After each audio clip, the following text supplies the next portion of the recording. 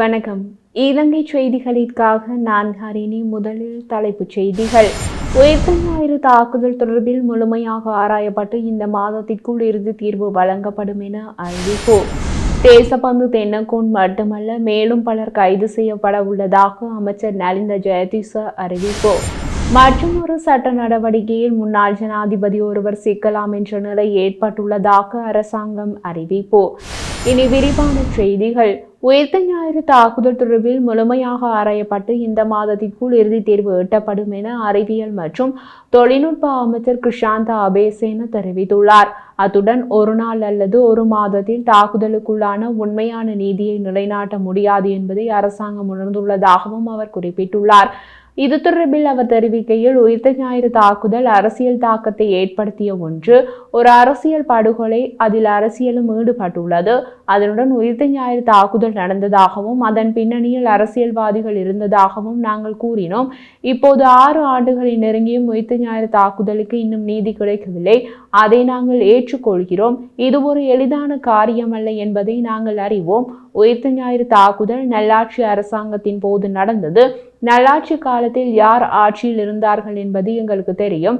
நல்லாட்சி காலத்தில் காவல்துறை அமைச்சர் யார் என்பதும் எங்களுக்கு தெரியும். அவர்கள் எதுவும் செய்யவில்லை.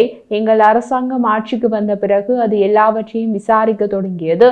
நாம் பாதியிலேயே விசாரித்துவிட்டு வழக்கு பதிவு செய்ய முடியாது.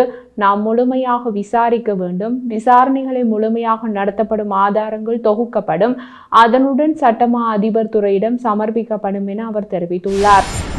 அமைச்சரவை பேச்சாளர் அமைச்சர் நலிந்த ஜெயதிச தேசபந்து தென்னக்கோன் மட்டுமல்ல, மேலும் பலர் கைது செய்யப்பட உள்ளதாக தெரிவித்தார். அதற்காக காவல்துறையினரை குழுக்களாக பிரித்து சேவையில் ஈடுபடுத்தியுள்ளதாகவும் அமைச்சர் குறிப்பிட்டார்.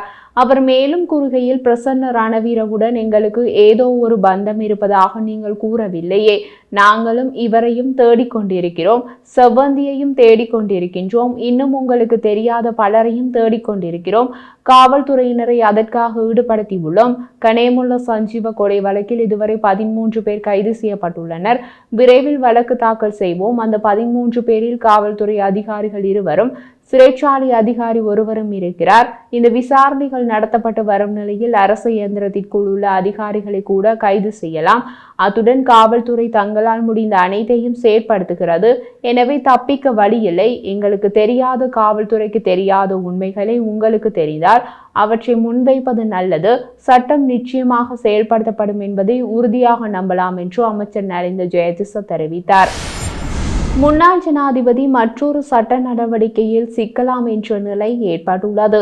2020ஆம் ஆண்டு போதைப் பொருள் வைத்திருந்த குற்றச்சாட்டில் கைது செய்யப்பட்ட ஒரு பெண்ணுக்கு எதிராக அப்போதைய ஜனாதிபதி கோட்டபாய ராஜபக்ஷ பயங்கரவாத தடுப்பு சட்டத்தின் கீழ் பிறப்பித்த தடுப்பு உத்தரவு சட்டத்தை மீறுவதாக உயர் நீதிமன்றம் தீர்ப்பளித்துள்ளது. அதன்படி மனுதாரரின் அடிப்படை மனித உரிமைகளை மீறியதற்காக அவருக்கு 1 லட்சம் ரூபாய் இழப்பீடு வழங்க உயர் நீதிமன்றம் அரசாங்கத்திற்கு உத்தரவிட்டுள்ளது.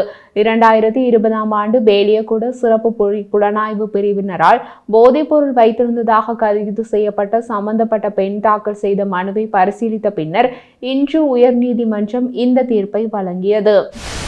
உள்ளூராட்சி மன்ற தேர்தலுக்கான வேட்புமனு தாக்கல்கள் திங்கட்கிழமை ஆரம்பமாகி நாளை வியாழக்கிழமை வரை இடம்பெற உள்ளது.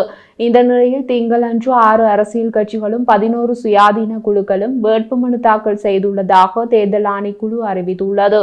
கம்பஹா, களுத்துறை, கிளிநொச்சி, குருநாகல், பதுளை மற்றும் ரத்தினபுரி மாவட்டங்களில் 6 அரசியல் கட்சிகள் வேட்புமனுக்களை தாக்கல் செய்துள்ளதாக தெரிவிக்கப்படுகின்றது. அத்துடன் கொழும்பில் 3 சுயாதீன குழுக்களும் களுத்துறை, கண்டி, காலி, யாழ்ப்பாணம், அம்பாறை, புத்தளம், பதுளை மற்றும் ரத்தினபுரி ஆகிய மாவட்டங்களில் தலா ஒவ்வொரு சுயாதீன குழுக்களும் வேட்புமனு தாக்கல் செய்துள்ளதாக தேர்தல் ஆணைக்குழு அறிவித்துள்ளது. கைதுப்பாக்கி திடீரென வெடித்ததில் காயமடைந்த போலீஸ் உத்தியோகத்தர் ஒருவர் கல்முனை அஷ்ரப் ஞாபகார்த்த வைத்தியசாலையில் சிகிச்சைக்காக அனுமதிக்கப்பட்டுள்ளார். இச்சம்பவம் அம்பாறை காரைதீவு போலீஸ் நிலையத்தில் இடம்பெற்றுள்ளது. வழமை போன்று கடமை நிமித்தம் துப்பாக்கியை பெற்றுக்கொள்வதற்கு ஆயுத களஞ்சியத்திற்கு பொறுப்பான நியமிக்கப்பட்ட போலீஸ் உத்தியோகத்தரிடம் மற்றும் ஒரு போலீஸ் உத்தியோகத்தர் பிஸ்டல் ரக துப்பாக்கி ஒன்றினை பெற சென்ற வேளை இச்சம்பவம் இடம்பெற்றுள்ளது. அத்துடன் ஆயுத களஞ்சியத்திற்கு பொறுப்பாக நியமிக்கப்பட்ட போலீஸ் உத்தியோகத்தர் குறித்த கைத்துப்பாக்கியை பரிசீலனை செய்வதற்காக மேசையில் வைத்த வேளை திடீரென கைத்துப்பாக்கி தவறி வெடித்துள்ளதாக ஆரம்பகட்ட விசாரணையில் தெரிய வந்துள்ளதாக போலீஸ் உயரதிகாரி ஒருவர் தெரிவித்தார். இந்த சம்பவம் தொடர்பில் கல்முனை பிராந்திய உதவி போலீஸ் அத்தியட்சகர் இப்னு அசார் ஆலோசனையில் காரைதீவு போலீஸ் நிலைய பொறுப்பதிகாரி RS ஜெகத் வழிகாட்டுதலில் போலீசார் விசாரணைகளை முன்னெடுத்துள்ளனர். அத்துடன் இவரது வலது காலில் துப்பாக்கி ரவை துளைத்து சென்ற நிலையில் தற்போது சிகிச்சை பெற்று வருகின்றமை குறிப்பிடத்தக்கது. ஆலியவளை கடற்றொழிலாளர் கூட்டுறவு சங்கத்தின் பாரிய மோசடியில் ஈடுபட்டுள்ளதாகவும் பயணிகளுக்காக அநீதி இழைத்ததாகவும் குற்றச்சாட்டு முன்வைக்கப்பட்டுள்ளது. அத்துடன் ஆலியவளை கடற்றொழிலாளர் சங்கத்திற்கு கடந்த வருடம் வழங்கப்பட்ட 2,97,000 ரூபாய் பெறுமதியான 15 இரட்டை வலைகள் பயனாளிகளுக்கு கொடுக்கப்படாமல் மோசடி செய்யப்பட்டது அம்பலமாகியுள்ளது. இந்த விடயம் தொடர்பாக மேலும் தெரிய வருகையில் 2024 ஆண்டுக்கான நாடாளுமன்ற உறுப்பினர்களுக்கான நிதி ஒதுக்கீட்டில் நாடாளுமன்ற உறுப்பினர் செல்வம் அடைக்கலநாதன் அவர்களின் நிதியிலிருந்து 2,97,000 ரூபாய் ஆலியவளை கடற்றொழிலாளர் சங்கத்திற்கு ஒதுக்கப்பட்டு வடமராட்சி கிழக்கு பிரதேச செயலகம் ஊடாக 15 இரட்டை வலைகள் ஆலியவளை கடற்றொழிலாளர் சங்கத்திடம் ஒப்படைக்கப்பட்டது. அதனுடன் கடந்த வருடம் ஒப்படைக்கப்பட்ட வலைகள் ஆலியவளை கடற்றொழிலாளர் சங்க நிர்வாகம் ரகசியமாக பெற்று பயனாளிகளுக்கு கொடுக்காமல் மோசடி செய்தது தற்பொழுது அம்பலமாகியுள்ளது. வலைகளை பெற்றுக்கொண்ட பயனாளிகளின் விபரத்தை கோரி பிரதேச செயலகம் அனுப்பிய கடிதத்தின் பின்னரே குறித்த மோசடி வெளிப்படுத்தப்பட்டுள்ளது. இது குறித்து ஆலியவளை கிராம சேவகரை தொடர்பு கொண்டு கேட்டபோது கடந்த வருடம் ஆலியவளை கடற்றொழிலாளர்கள் சங்கத்தினரிடம் 2,97,000 பெறுமதியான வலைகள் ஒப்படைக்கப்பட்டமை உண்மை. அதுடன் வலை பெற்றமையானது மீனவர்கள் யாருக்கும் தெரியாது என்று முறைப்பாடு எமக்கு கிடைக்கப்பெற்றுள்ளது என்றார். பாரிய மோசடியில் ஈடுபட்ட ஆலியவளை கடற்றொழிலாளர் சங்க நிர்வாகம் மீது உடனடி நடவடிக்கை எடுக்குமாறு ஆலியவளை மீனவர் சங்கம் கோரிக்கை விடுத்துள்ளனர். அனுமதி பத்திரம் இல்லாமல் மணல் ஏற்றிய குற்றச்சாட்டில் 2 புதுக்குடியிருப்பு போலீசாரால் கைது செய்யப்பட்டுள்ளனர். முல்லைத்தீவு வற்றாப்பளை கண்ணகியம்மன் ஆலயத்திற்கு மண்ணேற்றுவதற்கு வழங்கப்பட்ட அனுமதி பத்திரம் பின்னர் ரத்து செய்யப்பட்டுள்ளது. அதனை வைத்து மன்னாக்கண்டல் இராணுவத்தினர் இருந்து விட்டு சென்ற பகுதியில் மணலை ஏற்றி புதுக்குடியிருப்பு உடையார்கட்டு போன்ற பகுதிகளில் உள்ள மக்களுக்கு மணல் விற்பனை செய்வதாக புதுக்குடியிருப்பு போலீசாருக்கு தகவல் கிடைக்கப்பெற்றது. அத்துடன் கிடைத்த தகவலை அடுத்து போலீசார் புதுக்குடியிருப்பு நகர் பகுதியில் வழிமறித்து டிப்பர் வாகனத்தில் சோதனை மேற்கொண்ட போது அனுமதி பத்திரம் இல்லாது சென்றமை தெரிய வந்துள்ளது. இதனை அடுத்தே குறித்த கைது நடவடிக்கையினை போலீசார் மேற்கொண்டிருந்தனர்.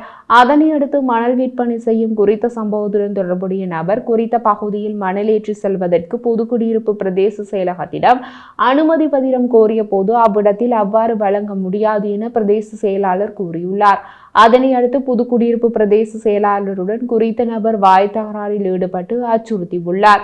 இந்த சம்பவம் போலீசாருக்கு தெரிவிக்கப்பட்டதனை தொடர்ந்து டிப்பர் வாகனத்திற்கு அனுமதி பத்திரம் கோரிய நபரும் கைது செய்யப்பட்டிருந்தார்.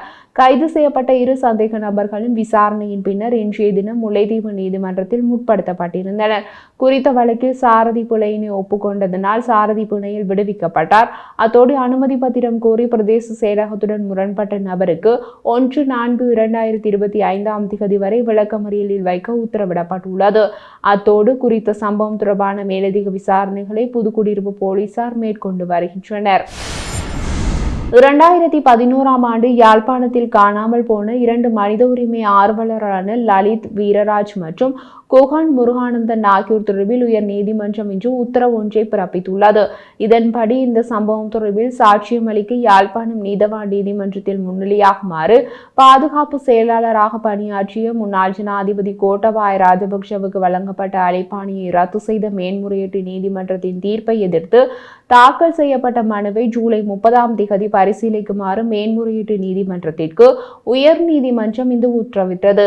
அத்துடன் காணாமல் போனவர்களின் உறவினர்கள் தாக்கல் செய்த இந்த மனு உயர் நீதிபதிகளின் சோபித ராஜகருணா மற்றும் சம்பத் விஜயரத்னா ஆகியோர் அடங்கிய அமர்வு முன் விசாரணைக்கு எடுத்துக் கொள்ளப்பட்ட போது இந்த உத்தரவு பிறப்பிக்கப்பட்டது.